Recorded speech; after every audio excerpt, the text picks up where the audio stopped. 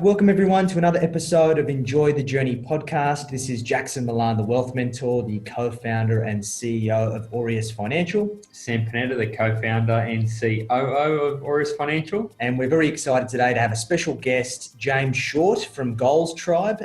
James, we met by way of a mutual friend, from our interactions that we've had so far, you're a very inspiring character. You're very high energy, doing some phenomenal things in your craft. We really want to do a deep dive into who you are, what you do. So mate, welcome to the show. Fantastic. Really an honour and a privilege to be here. And firstly, I just want to acknowledge you both for what you're doing and the messages that you get out there. And really appreciate inviting me. I'm super excited. Let's have some fun with this stuff. Definitely, mate. So who are you in a nutshell, James? Ooh, who am I? The good question. Who am I? I am a leader, I am a lover, and I'm a learner. And so what do I mean by that? There's a couple of different components of dissecting. So I look at it as I'm a big believer there's no work-life balance. It's just where the energy goes, where your focus goes is the energy flows. So I obviously on the personal front, been with my lovely wife now for 20 years, 3 amazing kids, and I'm right into my ultra endurance running. And I'll share a little bit about that of my ultra endurance events a little bit later. On the professional side of things, what I do is I help real estate directors and principals build and lead high performance teams. And what I notice is that, there's some great real estate agents out there wanting to then launch into their own business. They usually end up being 80% of the income generated for the team, and they really don't know how to take the next level. So that's where I come into place, work on their strategy, work on their mindset, and working on helping them to build and lead high performance teams. Beautiful, fantastic. Now, obviously, there's a lot of real estate agents out there, and I think that the way that they work and the types of businesses they run can vary a lot. I know that even from my interactions with real estate agents on both the buying and the selling side of things, they're a unique breed to say the least. So, mate, what got you into that area of specialisation? What made you want to work with real estate agents? I'll give you a short little history. Is like back in my previous life, I was in the health and fitness industry, where I co-owned and operated a number of fitness facilities in Sydney. We had one in Surrey Hills, another one in CBD. And back in 2008, I sold my share to my business partner just before the GFC. Perfect timing. And I thought, okay, so where to from here? And I was fortunate enough to be a part of a number of mastermind groups. Like if you recall Powwow events, Robert Kiyosaki, Rich Dad, Poor Dad. I was, Robert's personal trainer when he came over and visited and did the tours. And I was personally training the guys at Powwow events back in the day. And then that's where that mastermind concept really came into fruition. When I sold the business, I thought, what would it be like if I turned that into a business? So I ran a pilot program for 4 months, and every fortnight I would bring out a tool, so to speak, and I guess from me being coached and me coaching others, and obviously learning more around business, and having my own personal scars along the way of building and growing businesses. And so what I realized was that over those 4 months, people achieved more success in those 4 months than they did the whole previous year. And it's like, cool, we're onto something. And from that, I'll digress because there's a cool little story. One of the guys in particular, he was an interior designer, and he had a goal throughout that 4 months to be Australia's leading interior designer. It's like, oh, awesome goal, right? Just put it out there. So halfway through the program, an opportunity came across his desk to be on a reality TV show. Now, back in those days, it was just new, the whole reality thing, and you could either really make yourself or break yourself. But the group at the time said, we'll support you, we back you, go on it. And he did. And he went really well. He came second in the show. And his name was Darren Palmer. Now, Darren is now gone from leaps and bounds. He's now the judge on the block. He's got all these crazy sponsorship deals. And you look at his profile, he is probably one of Australia's leading interior designers.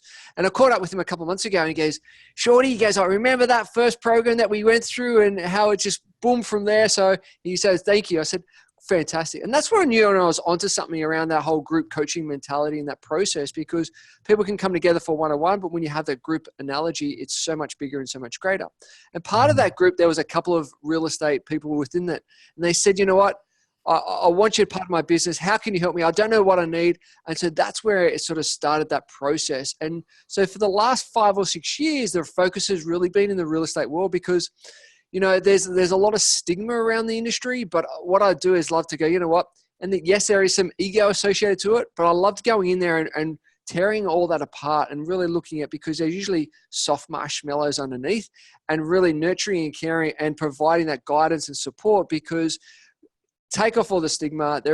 Everyone's real when it comes to it, and helping them to really, I guess, lead and guide for themselves personally, but also for around their teams. And that's where it's sort of metamorphed into what it is today. I love how you've carved out the niche in the real estate industry, especially, you know, if someone's a superstar as a real estate agent, they go on, they start their own business, right? So a lot of these business owners, they're superstar salesmen, right? And they're really, really good at it, and they probably love it as well. Do you know what I mean? So do you find that that particular character type struggles to detach themselves from the everyday a little bit? 1,000%. I mean, because, and this is not just in real estate. This is most businesses. They're really great at their trade, the technical component, their professional service. But then when it goes to business growth and business building, they're different hats, right? And, you know, as a small business, we've got to wear our marketing hat, our accounting hat, our team development hat, all these different hats. And what happens on a behavioral element, we go back to what we know like the best. And so when the pressure's on, or when things don't go away, particularly in the real estate world, let's go and just put our head in the sand and focus on what we love doing, which is listing, selling, and negotiating. And so that's what I noticed. It's like, no, slap around the back of the head, get yourself out of the sand. You've got a team of 10, 20, 30 that need your guidance and support. Get back in and let's help them to build you around it, so you're not solely dependent on the main income generator. And that's not just, once again, not just for the real estate. It's in many different businesses where it's getting them out and working them on the business rather than so much in the trenches. Well, I think the real estate industry is a really good example as a case study for many other businesses, because I think that real estate industry goes through cycles, and we've been able to see that it hasn't been hard to create a successful real estate business over the past 5 or 7 years. But what really tests you as a good agent is when the market starts to plateau. It's getting harder to be able to justify your value. There's this fierce competition entering the market, like the purple bricks of the world and all of these things. So it becomes really, really important that you have a value proposition and that you're able to articulate yourself from your competition, which I think that there's not many other industries out there that have it as tough as the real estate industry. So I think these are really important lessons that any business owner can learn. So in respect to what you do with your clients, James, how do you help them in that respect to make sure that they can create that point of difference, articulate their value proposition properly? Yeah, spot on. And just to go back on that, like we're seeing a change within the market, and those agents and those businesses who provide that value add, who provide that uniqueness, are starting to thrive. And those who, you know, like you go even 3 years ago, if you have a listing, it's going to sell itself. And you can see that through clearance rates, how they've dropped over the last 12 months. And you can see that through the lending criteria now that, you know, the banks are putting through APRA and so forth, that the amount of investors out there, it's starting to shift. So therefore listings are you know, there's not as much, and then buyers, they're a different type of buyer out there. So it's all about having those relationships. And so where I assist is really helping these principals and directors on the higher level on their strategy, and looking at how have they built those relationships over time, and what are they doing with those relationships, and not just having it as a transactional relationship, but actually developing that relationship. And what I realize also is you see, when it comes to credibility within the marketplace, you know, real estate isn't up there in relations to credibility because they're seen as that transaction base. So where I come into place is like, let's look at that nurturing process, and let's look at you as that go-to expert. I remember a classic example 10 years ago when I was saying to clients, video, you know what, video is going to be the way of the future. It's a communication platform. And I had clients back there going, oh, you're kidding, James. What are you talking about? You got no idea. Look at where we are today. Isn't that interesting?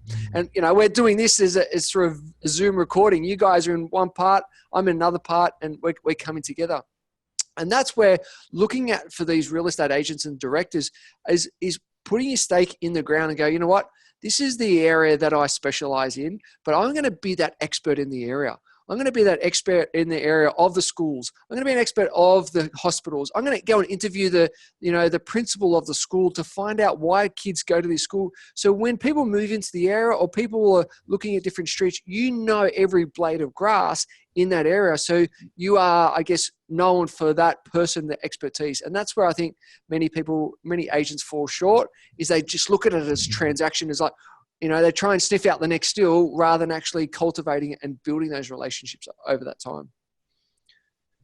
And that's like an old-fashioned sort of sales mentality. And I think it pervades every industry, not just real estate. And that's dying a slow, painful death. That sales model of get in, get it out, get it in, get it out. That's going. And this relationship, long-term client relationships, that's what's going to win, over the next few years. And I think people who can't adapt are really going to struggle with that.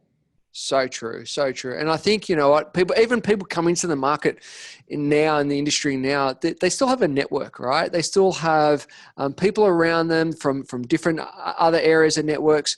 And it's developing those relationships and those within your network. You don't have to start a new network. It's looking at who's currently in your network and how you can actually then communicate to them to bring them over to your new line of work or whatever you're focusing on there and then. So it's just thinking outside a bit more laterally. And because people have a network of, there's three spheres. People have a network of around about 250 people in the network. But then what happens is that those people then have a network of 250. And then there's the third layer, then those people have a network of 250. So when you go 250 to the power of 3, you've got some serious people within your network. And you know what? And the saying goes, you're only 5 people away from Barack Obama. You know what I mean? It's then looking at the connections and the dots to how you actually get those introductions. So I'm working on the rock at the moment, Dwayne Johnson, to get on our podcast. So I'm just putting it out there to the listeners. Anyone that want to make an introduction, that's what I'm looking for. I love that.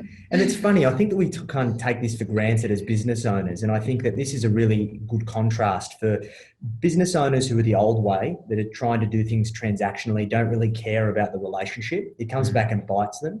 Like, for example, we've recently engaged a PR agency, and I had a meeting with them today. And one of the girls sitting in the room, I went to high school with in Wollongong. What's the chances of that? It's such a small world out there that you really need to be careful of how you conduct yourself as a professional and as a business owner, because it can have profound long-term effects on how successful you are, which is really important. And I think it's a good segue that for most service businesses, the biggest problem outside of overcoming that initial building the personal brand and building a business around yourself is getting other people to invest in your vision. And I think real estate speaks for that really as well, because your business is only as good as the people that you have in it. Yep. So true. So how does a services business, particularly a property business, how are they best to scale and find the right staff that are actually going to do the right thing and help them exercise on their vision? I mean, it really comes back to the business owner, and this is any business. It comes back to the business owner on what their vision is. And this is when the more you work on yourself, the more you work on the business rather. In the business, you get further clarity. So it's looking at what's the vision, what's your vision, what's your values associated to the business, and then what's the mission encompassing that as well. And when you're clear on those vision, mission, and values, then what happens is that then you can start to communicate that through to the team. And when I work with businesses in relations to then developing their high performance teams, the first thing I go, well, where is it you want to take it, and who's going to support you getting there?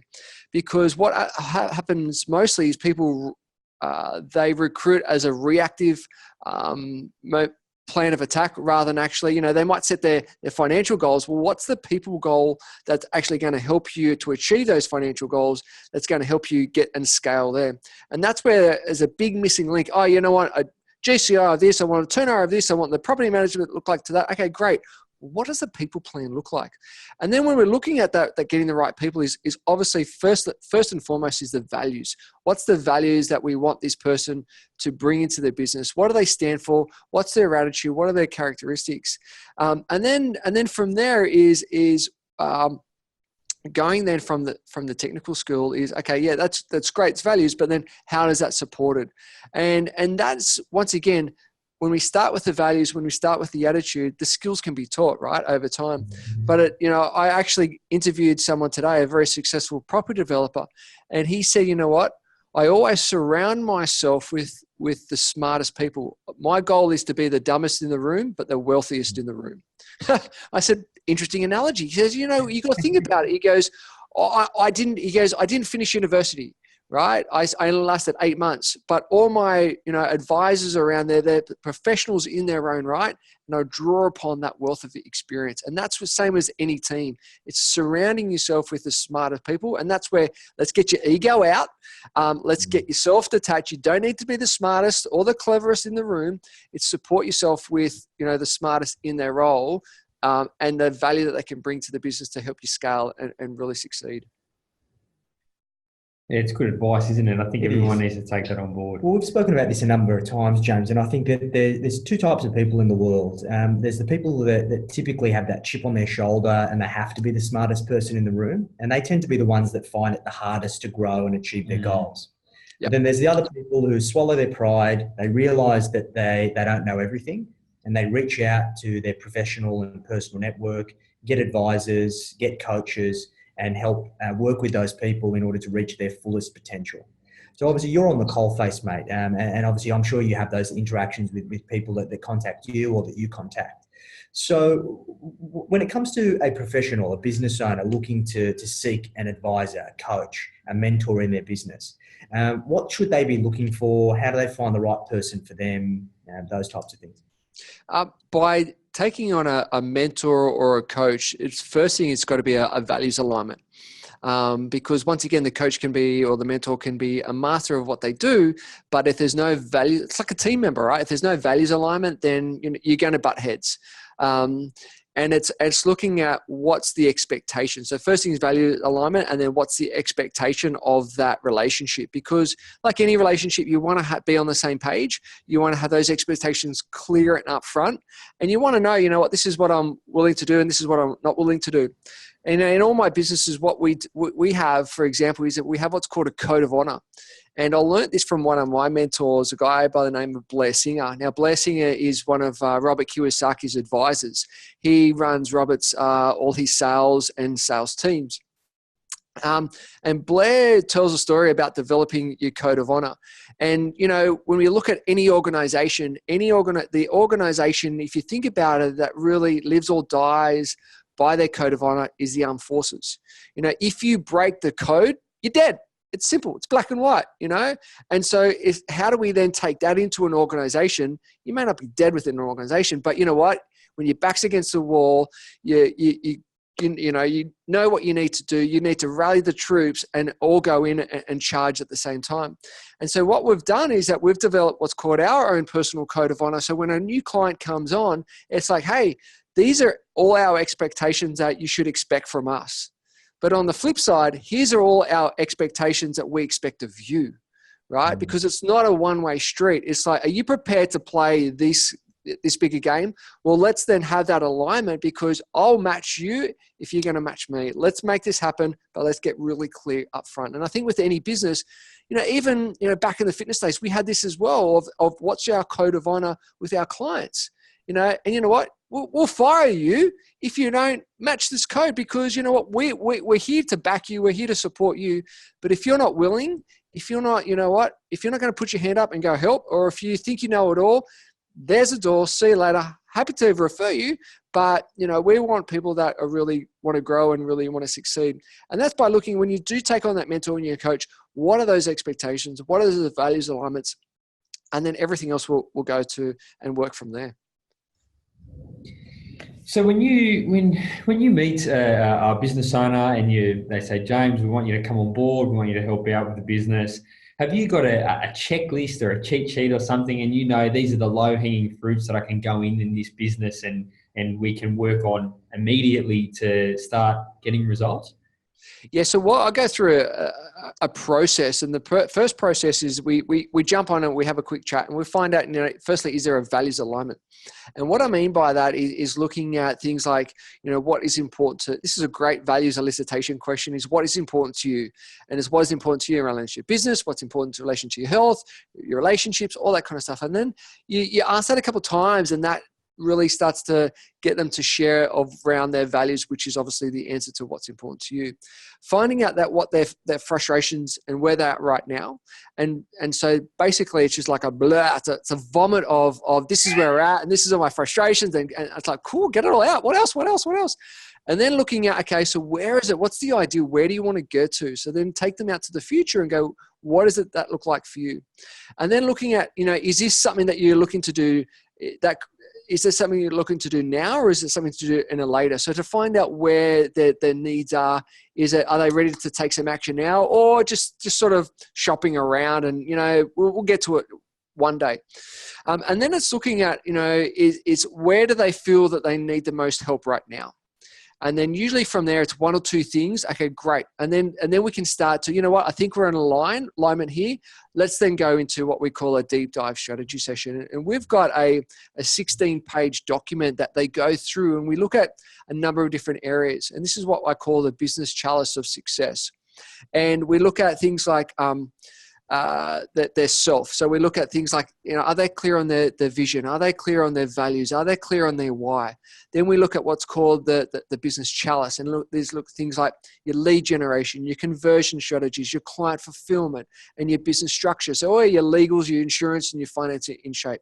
And then the third component is your leverage. So we look at, is your accountability? Is it self-accountable, team accountability in place, systems and processes, and your team, is that leverage? And then your advisory board. So I help businesses get in there and create an advisory board for their business, and I chair that for the businesses. And then, so that gives me a good snapshot and gives them a really good snapshot of, what?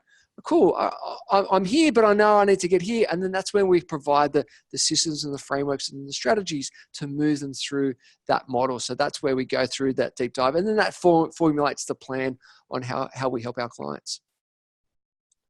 That's amazing. That sounds so much similar to what we do. It blows my mind. And I think that there's a couple of ways people learn this, James, that people either learn to their own experience. They tend to make the mistakes and go through iterations of failure and in order to find a way that works for them, or they learn from people who've already had the experience themselves. And we find that very often, and particularly in Australia, there's not enough small businesses that are seeking external advice and guidance. I think a lot of clients think that, and I'm sure you've heard it countless times, when you ask them, who do you go to for advice? And they say their accountant. And I go, okay, fantastic. That's fine. An accountant can be a fantastic advisor. What's your accountant doing for you? Oh, he does my tax return.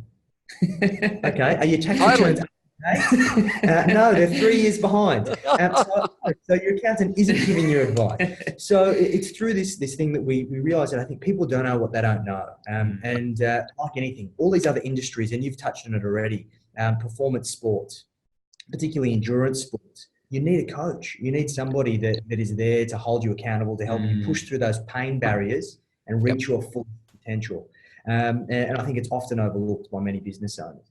So true. It's like going to the mechanic and asking them to checking your teeth.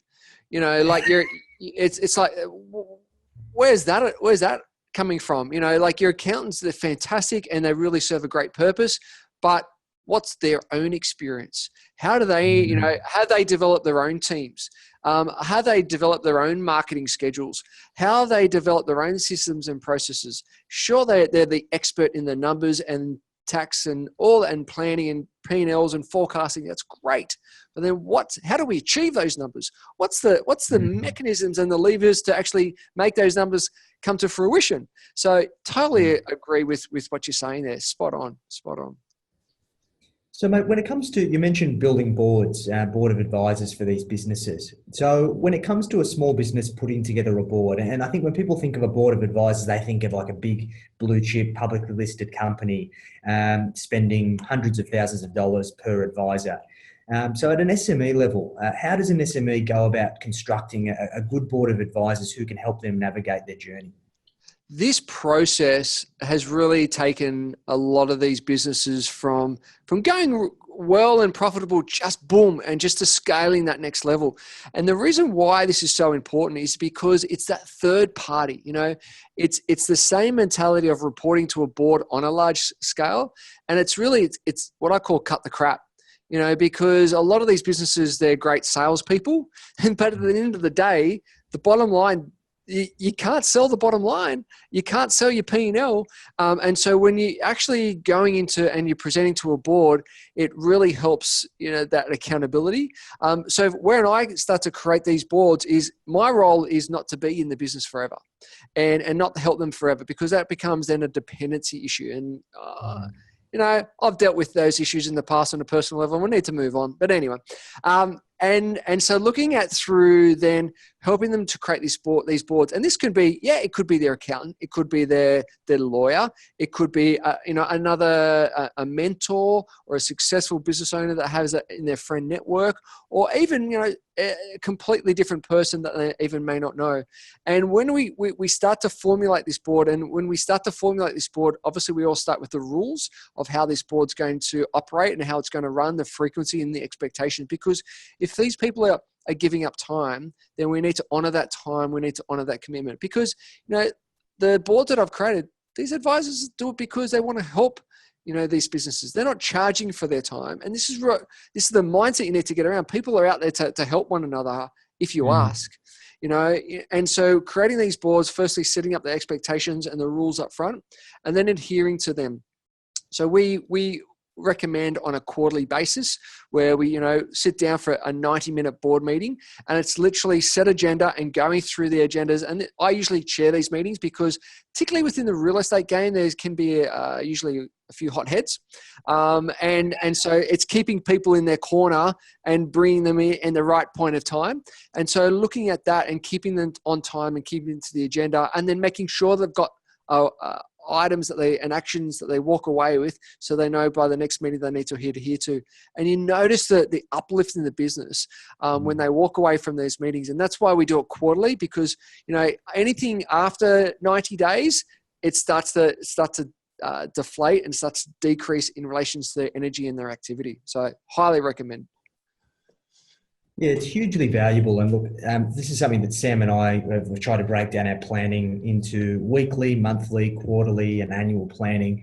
And obviously we try and work with our external advisors as well to ensure that we have that outsider's perspective. And it's really that process of taking a step back and reflecting on your reality of what's actually happened in contrast to what you're trying to achieve, that allows you to adapt and shift your mindset and your focus to ensure that you keep pursuing what it is that you're working towards. But I find far too often business owners don't take the time to define what they're really working towards. So, mate, how do you facilitate that goals setting process with your clients? So coming from that initial strategy session that we take clients through, is we set, the 3-year plan. And, that's a lot of blue sky thinking. It's big rocks and that kind of stuff. And then what we do is that we reverse engineer that to their 12-month plan. And then from that 12-month plan, we reverse engineer that into quarters. And this is when our Goals Tribe Intensive program kicks in, because every quarter we bring all our clients together for 2 days, and we work on the first days, we work on areas within their business, and we bring in other experts that are specializing in those different areas. But then on day 2, we talk about accountability. So each business owner actually gets up and presents what areas that they've achieved over the last 90 days and where are the areas that they fall short and the reasons why. And then we work into their 90-day planner so we can actually map out what the next 90 days looks like. And so what they do is they walk away with a clear roadmap, and they can bring their couple of key team members, their clear roadmap of what that looks like. And so what that looks like is breaking their 90 days up into weekly outcomes, because it's all well and good. Like, yeah, great. There's the targets for the 90 days, but let's reverse engineer that to monthly and break it down even into weekly. So when you look at a weekly outcomes, like, cool, that's all I need to do. That helps me to work on the business. Yeah, I still got to run the business, but it helps me to work on the business. And what we do is that we identify their 3 KPIs, their key performance indicators within the business. And then we develop their the 3 KPIs, the profitability within their business, and then the 3 key projects that they're going to work on that quarter. So this is projects that they would need to work on the business. So it could be, development of a new website. It could be a whole training manual, whatever it is that helps them to work on the business to aligns with their 12-month goals. And that's the key areas, because anything more than that, people go into overwhelm and they spin too many plates. And then they start dropping the plates left, right, and center. Mate, is there any big wins that you have just sticking out in your head that you can tell us about? Yeah. Oh gosh. Heaps.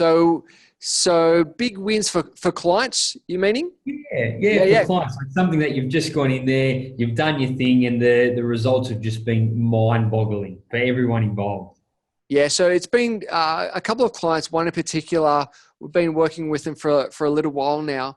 They've really grown to a stage where the directors are pretty much out of the business. They've got a GM in there running the show, and they've hit the number of managements that it's their biggest growth over the last couple of years.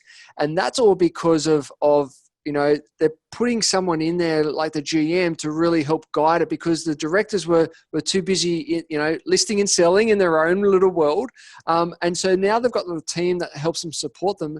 So mate, the amount of holidays that these guys, the directors, are going on, it's fantastic, because they're giving back now, obviously, but they're coming into a different role. They're coming into more of that mentor role. They're coming into that leadership role where they play that bigger picture. And now we're looking at different services that we're implementing.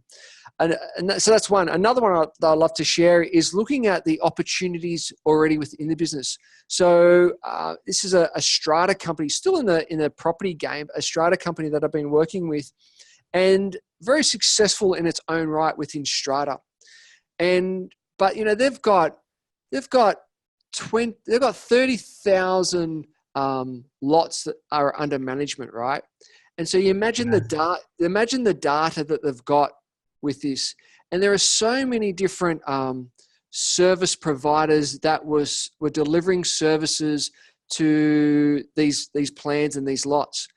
And I said to them, look at all the money that you're actually leaving on the table. You guys, these are one strata company of the year 2 years in a row.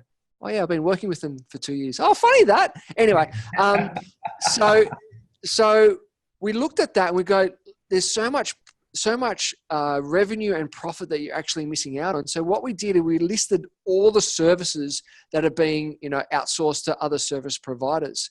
And we did a whole analogy and a whole business plan around it. And we looked at the profitability of each and what the revenue income items that were being outsourced.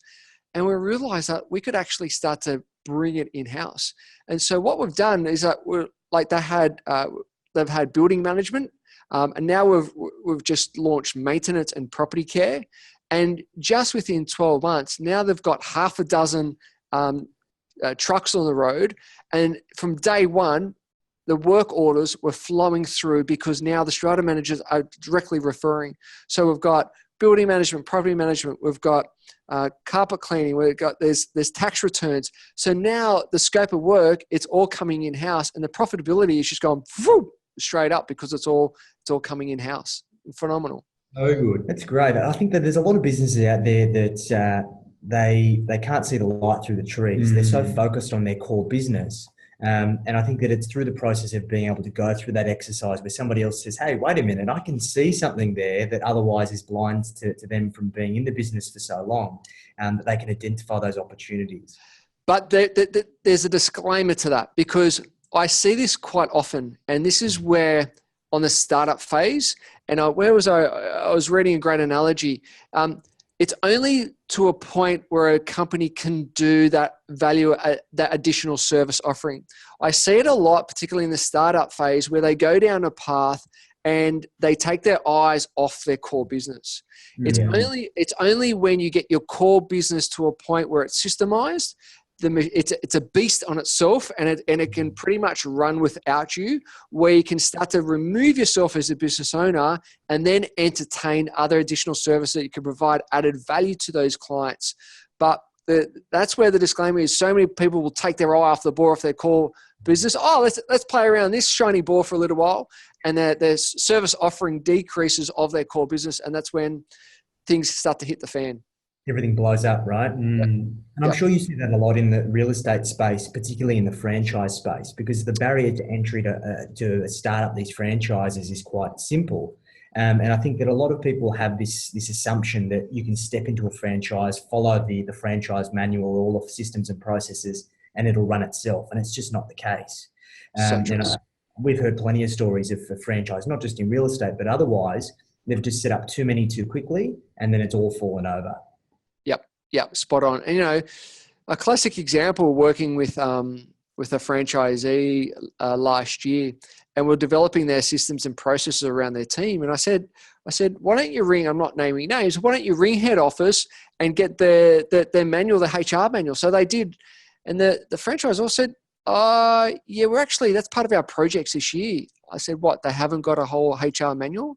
And they said, no. I said, and you're paying your franchise fee because? And so this is where, even though you're coming under their banner, you're still running a business within a business. And so it's looking at, let's run it as a business. Yeah, of course, you've got some branding and you've got marketing collateral. There could be some systems and processes as well. Fantastic. But you've still got to have that business owner's hat and run it like a proper business. Yeah, you can't use it as a what's the word? Like a crutch. You can't use it as a crutch. You can't say, the big brands backing me here and I'm just going to rely on them and then that's enough. It's not enough. You still have to put your business owner's hat on and you still got to go to work. Do you know what I mean? So true. And that's where you see that there is a big shift out there in the real estate industry of a lot of boutique brands, boutique agencies coming through and formulating.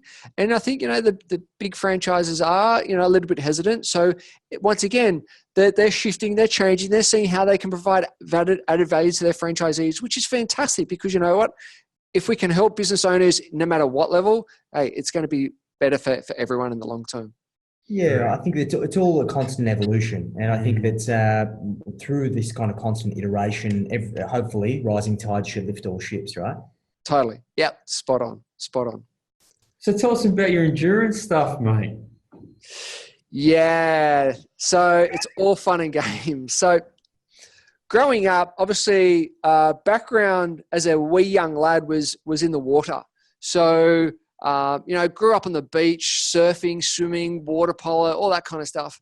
And then obviously in the fitness industry, you had to sort of do a bit of running with clients and so forth. And the longest run I was really running was the City to Surf in Sydney, which is 14 kilometers.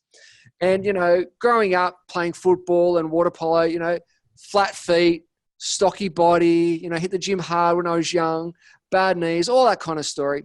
So then one day a mate of mine said, listen, how about we set ourselves a goal and let's do, you can run 14 kilometers. How about we set a goal and do, a half marathon? I said, what's that? He goes, well, it's 21 kilometers. I said, why would you want to run 21 kilometers? And he goes, well, come on, you're in the fitness. And I said, I said, mate, look at my body. I'm stocky. I've got bad knees. I'm flat feet, all this kind of stuff. Sure enough, we entered and we ran the 21 kilometers. And at the end of the race, he said, Shorty, he goes, Shorty. He goes, mate, you've done the half. There's not much to the next level. I said, what's the next level? He goes, 42 kilometers. I said, that's a marathon. He goes, yeah, you're right. I said, well, why would you want to run a marathon?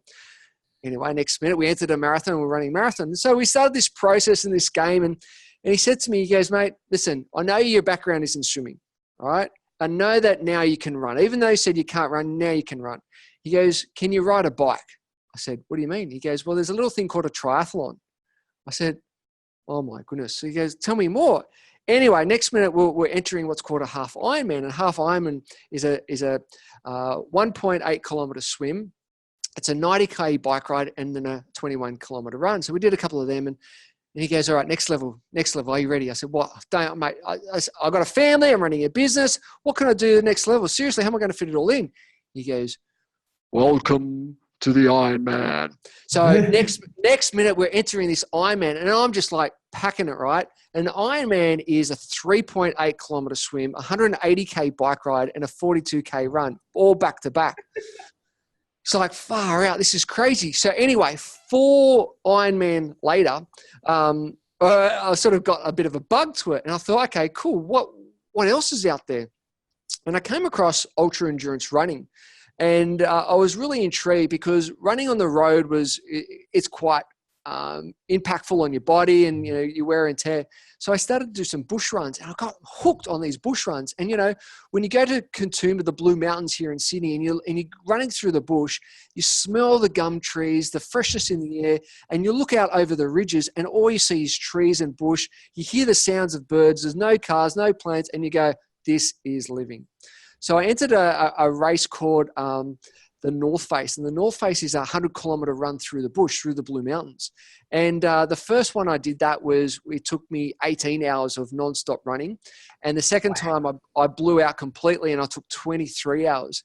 And the reason why I do these crazy races, and people go, you know what, you can drive for 100 kilometers. Why do you need to run?